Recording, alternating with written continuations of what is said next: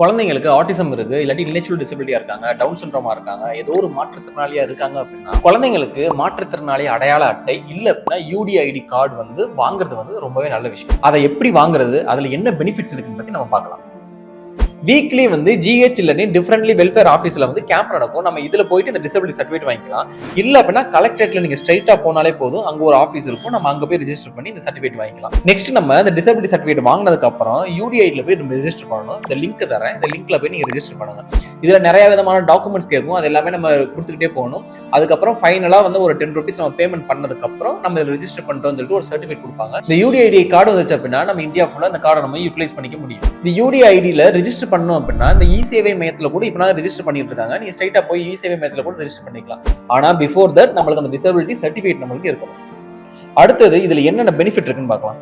Monthly ட்ரீட்மெண்ட்டுக்கு குழந்தைங்களுக்கு 2000 rupees amount டைரக்டா நம்மளோட அக்கௌண்ட்லயே, அதாவது குழந்தைங்களோட அக்கௌண்ட்லயே போட்டு விடுறாங்க. சம்டைம்ஸ் இந்த டிசபிலிட்டி பொறுத்து இந்த அமௌண்ட் மாறுறதுக்கான சான்சஸும் இருக்கு. ஸ்கூலிங் போறதுக்கு குழந்தைங்களுக்கு அமௌண்ட் தராங்க. அதுக்கப்புறம் நம்ம அடல்ட் ஆயிட்டோம் அப்படின்னா பென்ஷன் அமௌண்ட் தராங்க. பிசிக்கலி சேலஞ்சா இருந்தாங்க அப்படின்னா வீல் சேர், கிரச்சஸ் இந்த மாதிரியான எக்யூப்மெண்ட்ஸ் எல்லாம் தராங்க. இந்த ஆட்டிசம் குழந்தைங்களுக்கு சென்சரி கிட் தராங்க. இது இல்லாம ஃப்ரீயா டிராவல் பண்றதுக்கு ட்ரெயினுக்கு, பஸ்ஸுக்குலாம் ஃப்ரீ பாஸ் தராங்க. இது குழந்தைங்களுக்கு மட்டும் கிடையாது, கூட யார் டிராவல் பண்றாங்களோ அந்த பேரண்ட்ஸ்க்கும் ஃப்ரீ தான். ஜாபுக்கு, அதாவது கவர்மெண்ட் ஜாபுக்கு போறதுக்கு கூட இடஒதுக்கீடு இருக்கு.